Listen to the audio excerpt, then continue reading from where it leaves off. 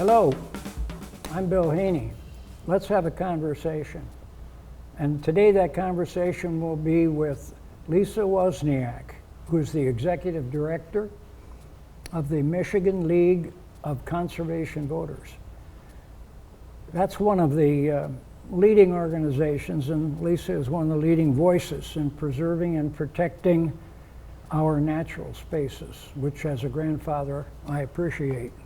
That my children and grandchildren will have some clean air and water and land. Lisa's organization works to protect our natural spaces. That's an enormous job.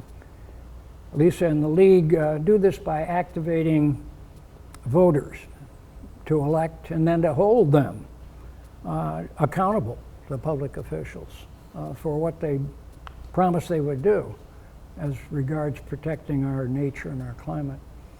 And prior to this, Lisa served as the Grass Lakes Regional Director for the National League.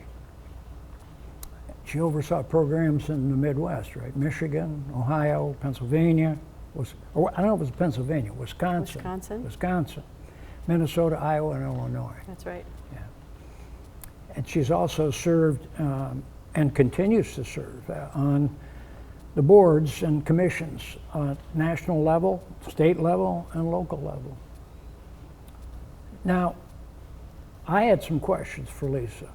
And the first one of which was to just tell us, please, a bit more about the League. Well, first of all, thank you so much for inviting me here today. It is a real pleasure to have this conversation with you. The League, the Michigan League of Conservation Voters, is an organization that is really not that old. It was founded in 1999, first as an organization that really looked at the elections and the accountability. We added an educational component to our work in 2002. And we have grown pretty significantly since then. I often like to say that I'd love to put myself out of business, but instead we have found that the issues putting deep pressure on our natural resources have only continued to grow, whether it's the changing climate, whether it's contamination issues with our waterways, and we are stewards here in this magnificent state of ours of over 20% of the Earth's fresh surface water. We have a lot of challenges to our natural resources, and so the organization is built to mobilize, to educate, and to mobilize residents all over the state who care deeply about these issues, to elect and hold accountable lawmakers that will do the right thing to protect our Great Lakes and our natural resources. And we found, frankly, a great reception to this because people care deeply about the places that they live, whether it's on small lakes and rivers that abound in this beautiful state, or it's their visits to the Great Lakes. So very much the case right here in North Oakland County, where we are the headwaters of several rivers. We've had our friends from what is now called the Blue Heron Headwaters Land Conservancy. It used to be North Oakland Headwaters. But the mission is still the same. They're about 50 years old. And I've had Sue Julian, the executive director there, on with us. And it is an enormous challenge. And clearly you'd like to do everything but can't. So what would be, if you could prioritize it, what would be your biggest challenge? Well, let me first say that organizations like the one you just mentioned are so important in protecting spaces that exist throughout the state, whether they be watershed councils or land conservancies that care for the area surrounding communities. I happen to be a very proud board member of the Huron River Watershed Council, which the headwaters of the Huron are in Oakland County. And it runs through, I believe, 7 counties, and it comes to Lake Erie as its final ending point. To answer your question, I think that the threats and the pressures to our waterways right now, which are complex, are the things that we need to most focus on. We're one of the only states in the country without a statewide septics code, so issues related to septics and what goes into our waterways from broken septic systems. We have lead in our waterways, as we've discovered in our state, in urban centers where the pipes have not been replaced, and they need to for the health and safety of people and communities. And we have this growing contamination in our state that I'm not at all happy to talk about, but it's PFAS contamination, which is impacting more and more communities all across the state, and it's very dangerous. It has huge health impacts for people, for deer and wildlife, for fish. If I could wave a magic wand, it would be taking care of the issues and the pressure points on our waterways. Yeah. You know, one of my guests a few years ago was very instrumental in raising awareness and action on PFAS at Selfridge Air Force Base. Right. Lisa Wozniak, who's the representative in this area right now, but she raised that issue, and many of her colleagues in Congress, in the legislature, totally unaware. And by Alyssa raising that, not only did action begin in the state of Michigan to address that contamination, but several other states that were completely unaware that when you put a de-icer on an airplane, which happened at Selfridge, and of course it happens at Detroit Metro and other places, when you wash down that airplane and that chemical gets into the water system, and higher incidence of cancers, many bad diseases. That's right. In the community around there. So I would agree with you. Water is crucial, and I have relatives that visit from California who have hardly any water, and they marvel over at, one, the waste of water in the state, but then also just the sheer abundance, as you said, 20% of the world's fresh water. And we're custodians of it, and I think that's, as I understand it, one of your missions, or one of the ways that you approach things is that you don't really own a chunk of land, or you don't own a river or a stream or a brook. You're a custodian of it for your neighbors and for future generations. Well, there's so much that I want to say in response to what you've just shared. One is that as I look at the myriad of organizations across the state set up to work on conservation and the environment, again, from land conservancies to watershed councils to you name it, I'm often asked, what's the difference between the work that you do, Lisa, and the work that these organizations are doing? And one of my answers, and a very important one, is that we can preserve land, we can work to preserve a watershed, but if we don't have strong laws in place in Lansing and in Washington, D.C., water travels.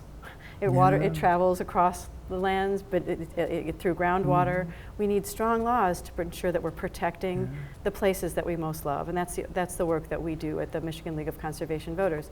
The other thing I would add is that you're absolutely right about Congresswoman Slotkin. She and Congressman Kildee, I would also add Congresswoman Dingell, because each of them have experienced PFAS in their districts, and their residents, their voters, have come to them and asked them to take action. Notably, the Oscoda situation is enormous. The Word Smith Air Force Base is enormously contaminated, and the advocacy on the part of residents there is what has raised the awareness for these lawmakers.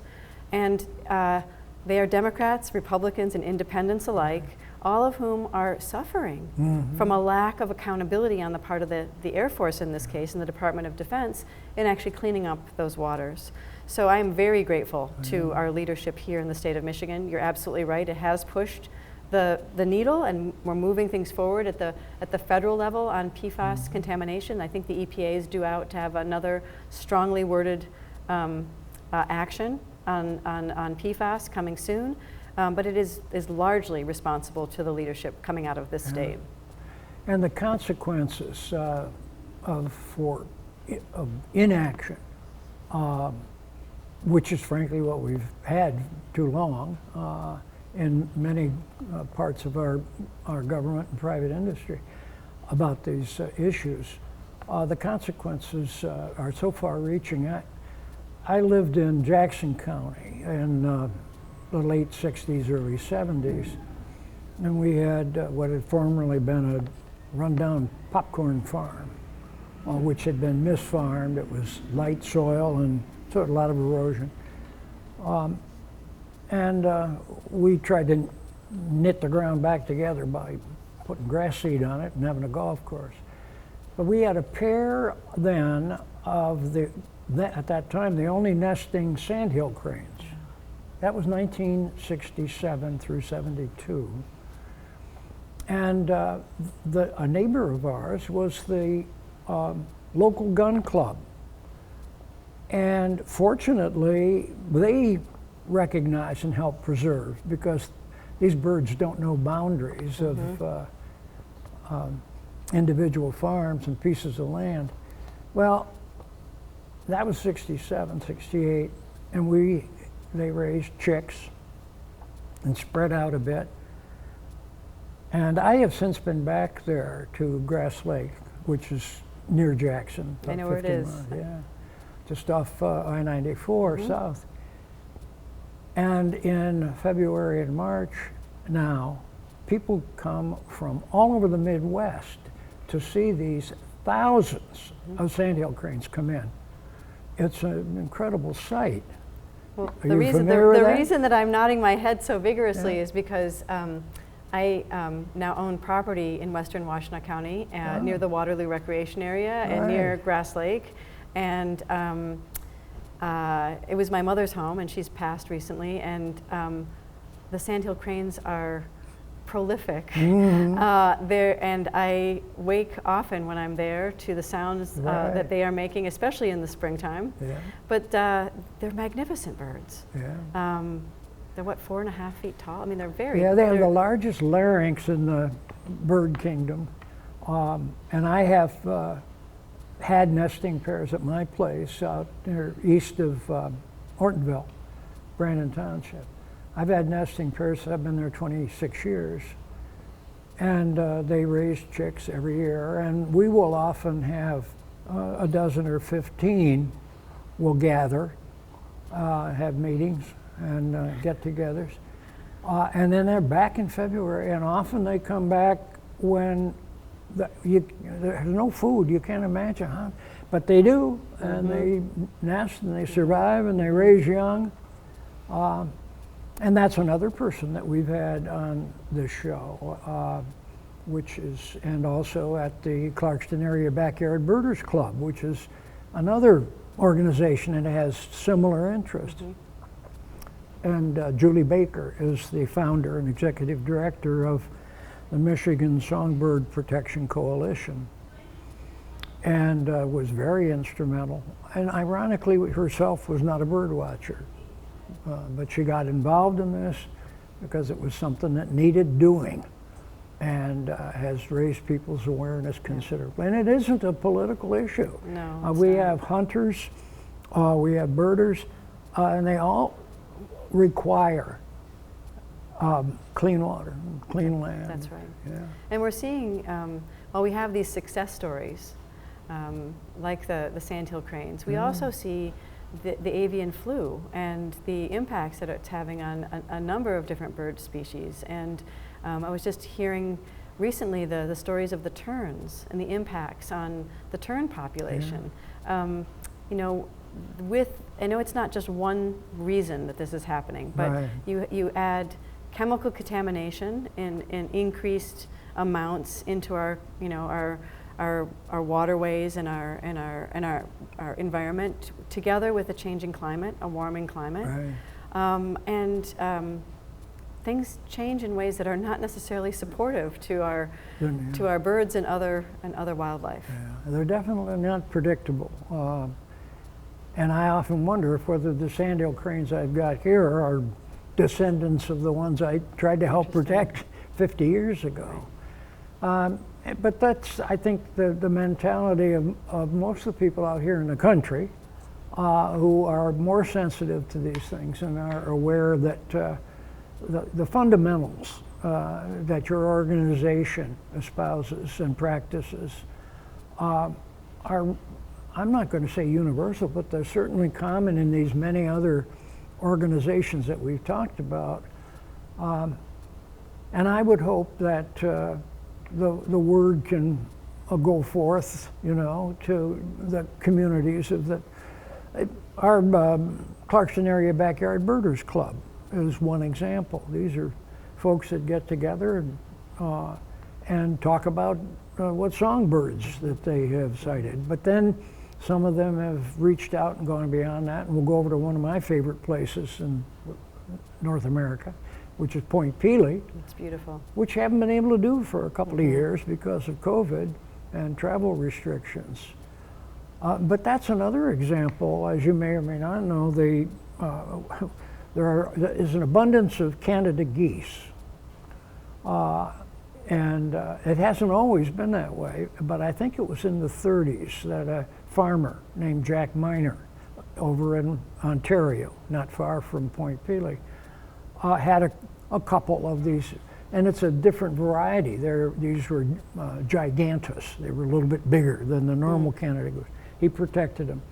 All of the Canada geese that we have now in this part of the state, in fact, probably in several states, are descendants of the ones that Jack Miner protected 80 years ago.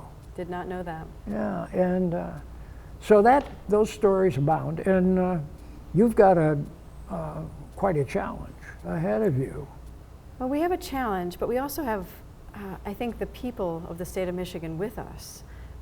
If you asked anyone in this state what they care most about, or a place that they really have like deeply embedded in their heart, it's one of the places here in Michigan that are defined by water, a special cabin or a special place that they went camping, or they still go camping with their family. And I think as disappointed as the American populace is in our political system, and I would say that no matter what letter people have behind their names, it is still true that the people that we elect to office are the ones making decisions about if and how to protect the things we most care about. And so the people of this state have shown time and again that when they ask the questions of their lawmakers and they hear the answers, they're going to stand by those that actually care deeply about conservation and the environment, because again, it truly defines us. We hold up our hands in this state to define where we're from, right? Because of the waters that surround and define us. So yes, we have challenges. The challenges that we've described in terms of contamination and toxic algae in our waterways and septic issues and the changing climate are enormous, but I believe that the only way we're going to tackle these is by people coming together to make that change, to say we need to protect the things and the places that we most love. Well, now, at the tactical level, do you then contact various representatives who had promised in their campaigns that they would do everything that they could to protect our natural spaces, but then haven't followed up or voted against the bills? Yes. Do you follow up with them? We do. In fact, we start at the beginning, if you will. When someone's interested in running for office, we make sure to sit down with them and provide them with all kinds of information about these issues. Because with term limits in the state of Michigan at the state legislative level, a lot of people, I would say the majority of people, run for office without a very deep understanding of these issues. So we start at the beginning and we provide lots of education. We offer to be a resource. We're there with them. We have a government affairs team that's in Lansing, there to be available to any and all legislators on these issues. And then we do track, how are they doing? How have they voted? We report that back to the public, to their constituents. And if they've been doing a really bad job, frankly, we don't support them in their re-election bids. Or if they've been doing a fantastic job, we get behind them and we help them cross that finish line again. Excellent. Yeah. So, and again, this is an issue that crosses party lines. Right. If you have conversations with people, these are core values.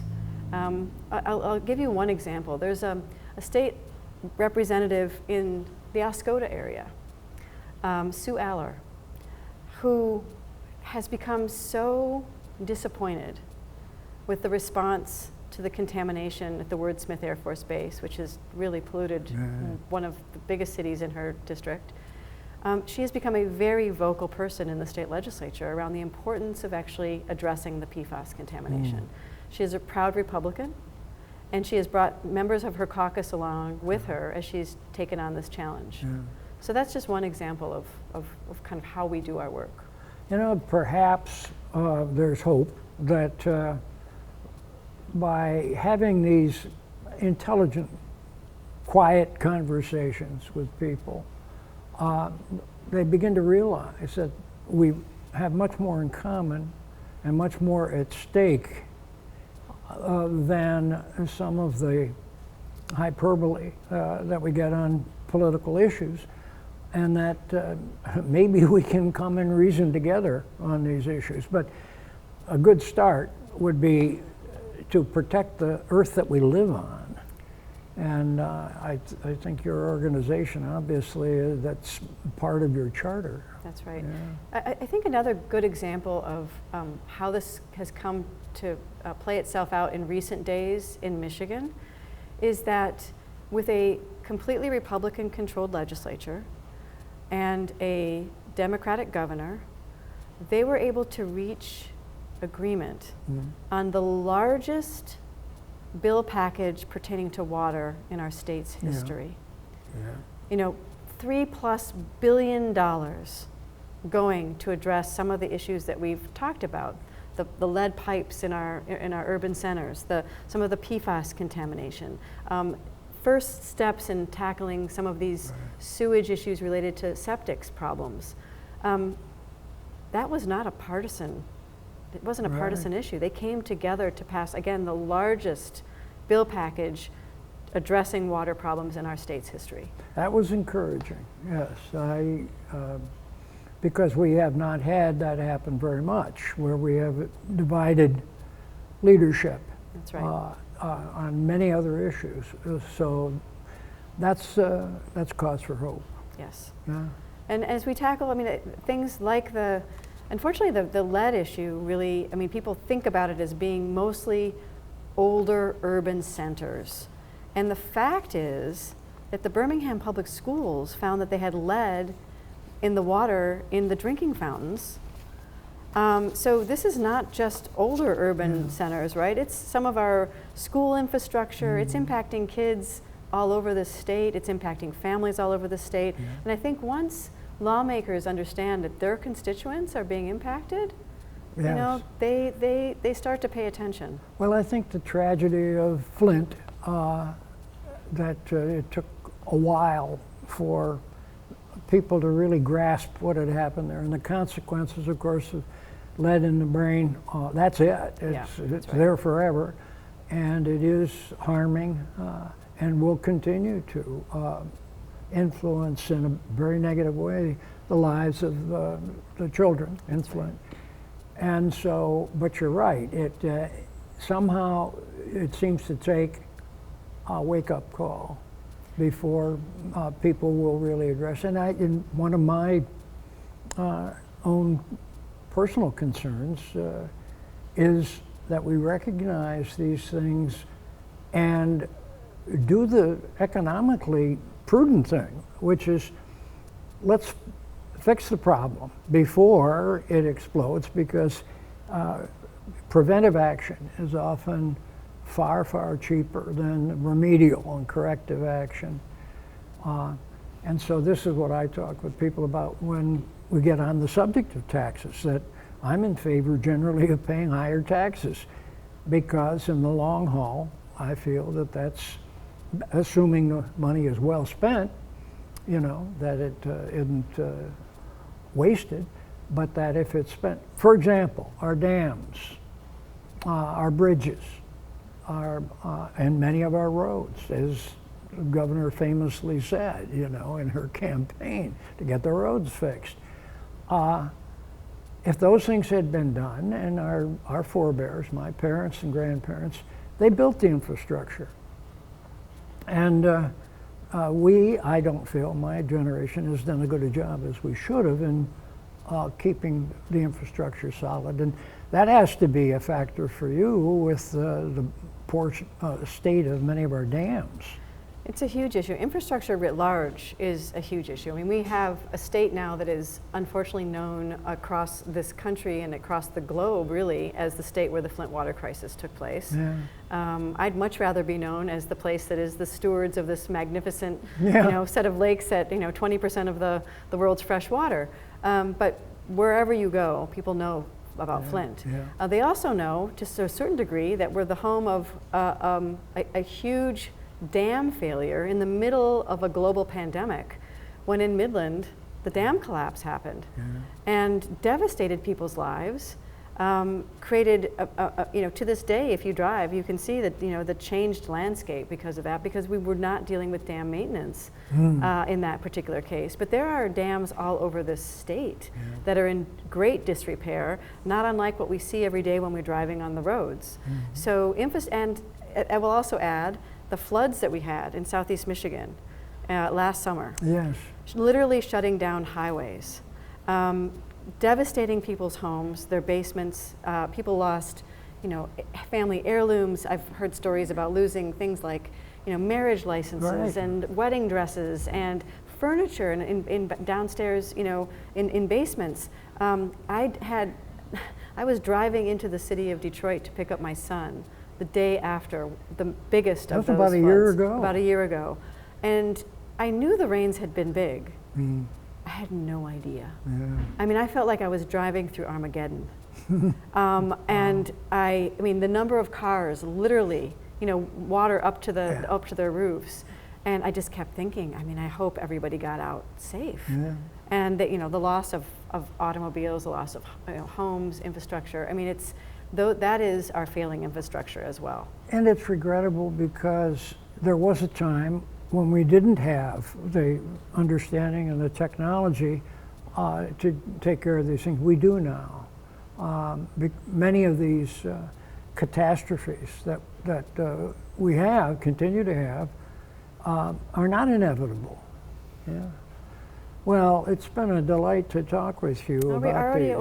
over? We're done talking? It went too quickly. Well, there is so much more to talk about. That's true. But I think that raising the awareness of people, I'm very hopeful that that will make a difference, that it isn't a question of proselytizing people or converting them to some totally different point of view. It's really just raising the awareness of what the stakes are, what the consequences are of the things that we do and that we don't do. So I commend you for your work, your leadership, and for the leadership of the League, and working collegially with other groups. You're going to speak with the Clarkston Area Backyard Birders Club and talk about some of these things. And you've spoken with many of the other people that we've mentioned. You know their work, Julie Baker of the Sandhill and Morning Dove Coalition. And that's the fortunate thing. We do have a lot of local, regional, county, whatever, people working at literally the grassroots level on some of these things. And that makes a huge difference. Yeah. Well, one thing as we close that you don't know about me What?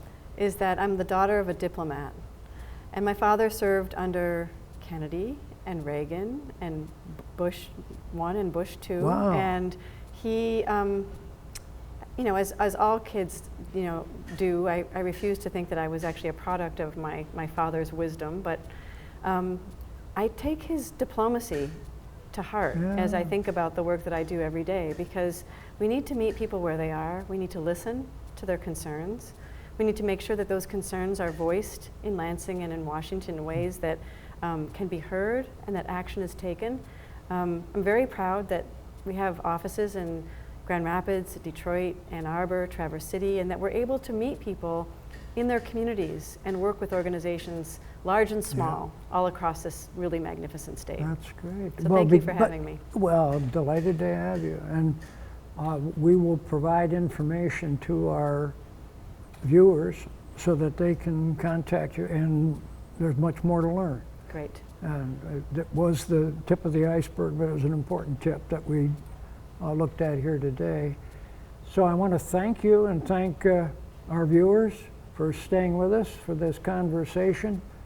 And I invite you to look forward and see us again at another conversation with Bill. Thank you for being with us.